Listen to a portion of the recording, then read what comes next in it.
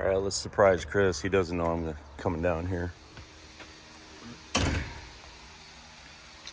There's my Challenger. We've been picking at that a little bit. Hey, I caught you working. I know it's a rare sight. I know.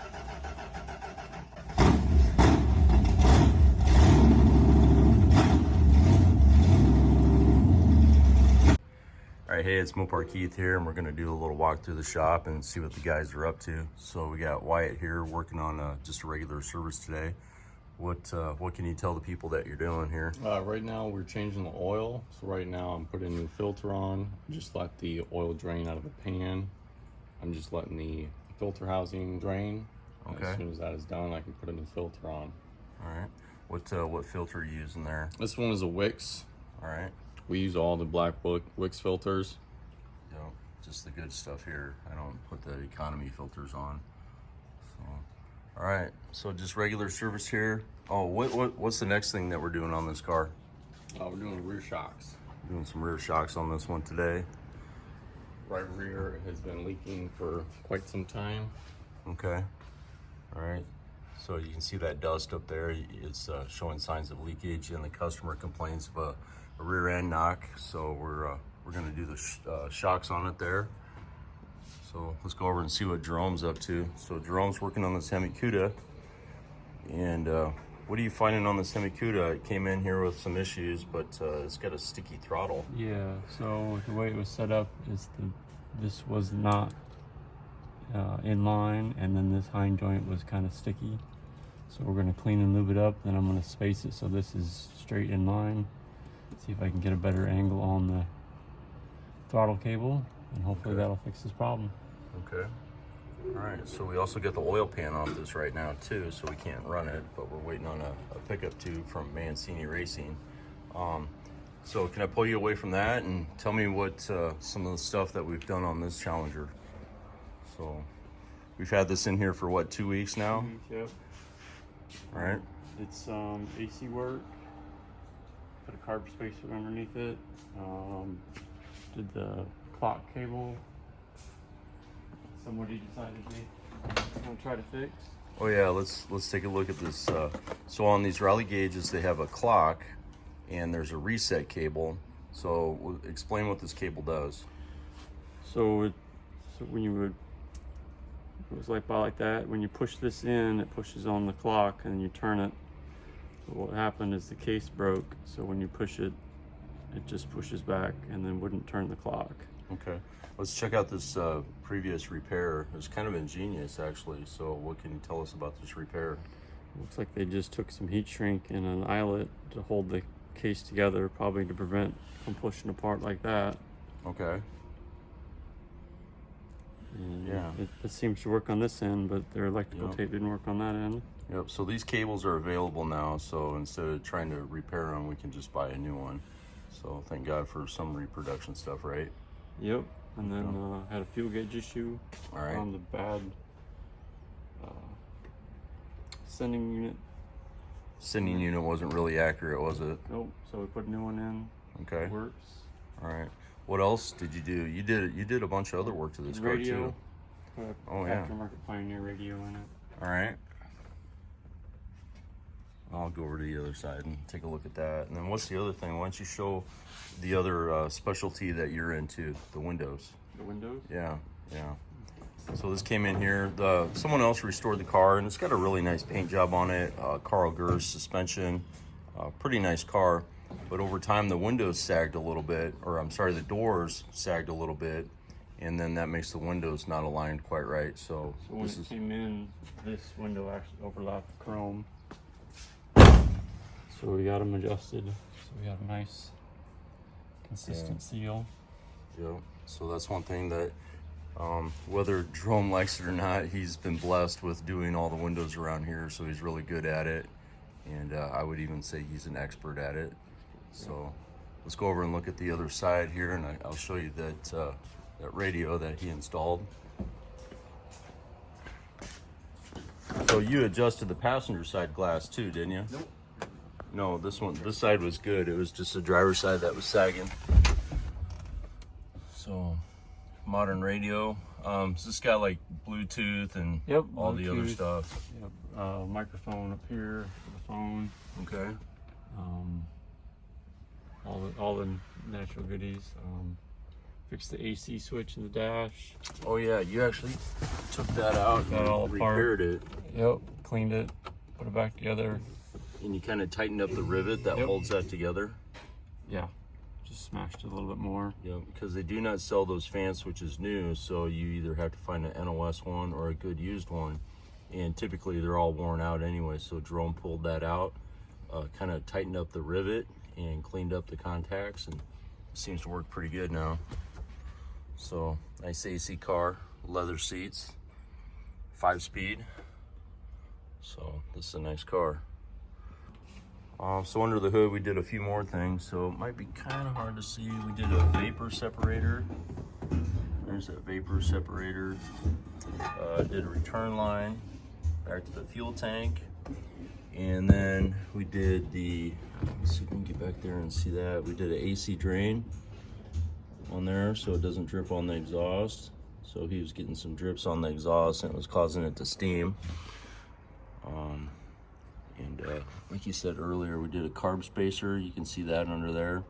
So these engines get so hot, we like to put a spacer under there. It keeps the carburetor from touching the cast iron manifold.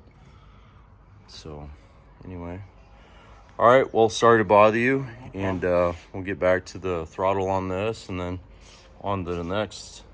We've also got a AAR in here that the engine is all disassembled, and we're doing some work on the organosol. And oh, that's the other thing that you did on this too, Jerome, is you did you worked on the 6-way seat. Yep. It was all gummed up and disassembled All right. correctly. So anyway, we're waiting on the engine, and then once the engine's in there and everything's running good, we're going to go ahead and work on that organosol. So, all right, thanks, Jerome. Yep. All right, a couple other things in the shop. So this is the K-frame out of that AAR over there, and we're going to put the original style rotors back on there with the wide mouth calipers. We're doing another 340 for a customer.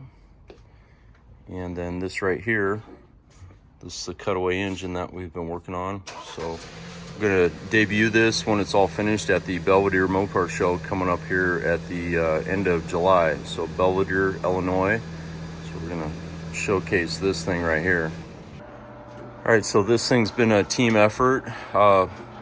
We've gotten a lot of parts from Mega Parts. The chrome has all been done by the Chrome Shop in Rock Island, Illinois. And Iowa City Electric Motors rebuilt the starter motor and the electric motor for the turntable. Sperry Engines has done the hot tanking and bead blasting for all of the engine parts. And Noel Automotive, Chris, Jerome, me, and Wyatt, we've all been working on this, and it's getting really close. So this is really an amazing piece of Chrysler history right here.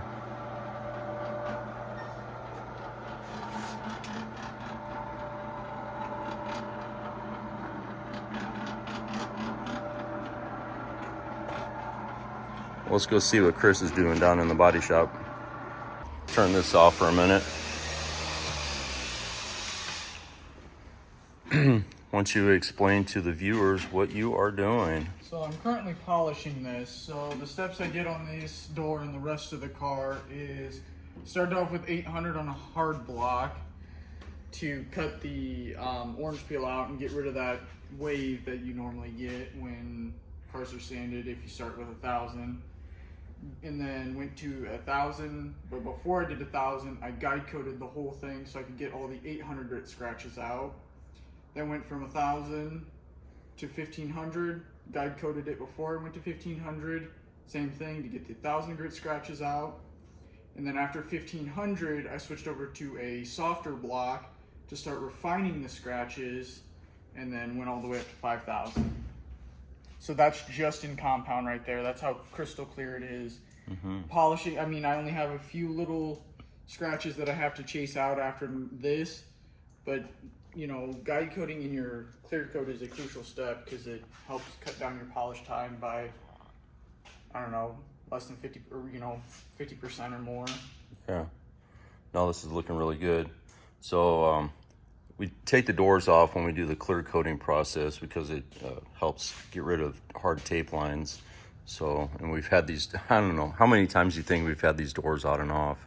Minimum 100 times. The whole process. Maybe not 100, but man, oh I'm man. saying from start to finish. Yeah, when we did the body work and door gaps and metal work and everything, these doors, they've been off a lot. So here's a raw door. This is 5,000 grit right here. Correct. Okay, so this is 5,000. So you can see it's already starting to get a shine to it, and there's been zero polish work done to it at this point. So there's that hood for that purple AAR up in the other body shop. So, you know, I think we should do too is take this hood up to the other shop and just set it on the car, and that way it's just out of the way. Like I was telling everybody earlier, that purple car, we're waiting on the engine to get done. Yep. And we're not gonna do the Organisol until the engine's done. So I think it just kind of saves some time if we damage the paint while we're doing the engine install. So anyway, let's take that up there. Yep. Why don't you show everybody what else we're doing? So we're doing some fenders on your car, your GY3. My GY3. So we made these controversial. Are they really 71 or the cutouts? Right. So these are AMD fenders. I've had a lot of original fenders over the years, and they're just all got rust and stuff. So we just bit the bullet, bought some AMD fenders, and they're not perfect, but they're really good. Now this car is not going to get like a high-end concourse restoration right now. We're just going to get it together so I can drive it and enjoy it. But I do want to kind of replicate the 71 fender look, so we're going to do a little more work on those. Here's a real 71 fender right here, so there's that cutout. So we're just going to fake it, make it look right. So we're just getting that together. So we're gonna finish modifications on the fenders, test fit marker lights and everything, make sure everything fits. Then we're gonna finish sanding up to 320, and then we're gonna seal it. This one needs to be spot primed. This is the hood for his Challenger. Yeah. So need to spot prime this one. Yep. We're gonna do his luggage rack trunk lid as well. So we're gonna spray all of this, and then we're gonna spray his rear bumper too. His So rubber bumper car. So we got a actual pink FM3 pink. Yep. Dodge Challenger TA. Yep. So this one right here, broadcast sheet, fender tag. Here's some of Chris's work right here. So that door is completely gapped and everything. So now it just is a matter of gapping the trunk lid and the other door. And making sure that we just took off this quarter and skinned this door. So the driver quarter and skin were off. Original sheet metal on the quarters. Yep. So we just door is AMD. skin. Just the skin. We had to patch the floor here because they hacked it up, and then we did Just a trunk floor on this one, and then some minor patchwork around the. Yeah. So we love our Trans Am cars so much. In fact, let's go over into the other bay and show you what we just finished. All right, so this is the paint shop over here, and this is our clean room. So this car we just completed.